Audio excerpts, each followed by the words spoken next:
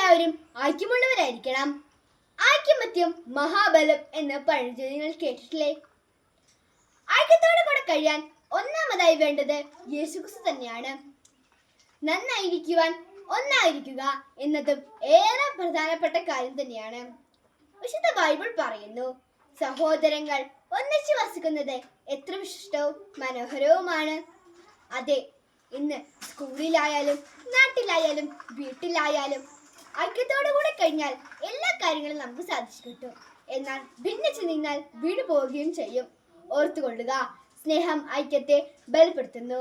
ഒരു മാലയിൽ കോർത്ത മുത്തുമണികൾ പോലെ ഒന്നിച്ചു നിന്നാൽ വിജയം ഉറപ്പ്.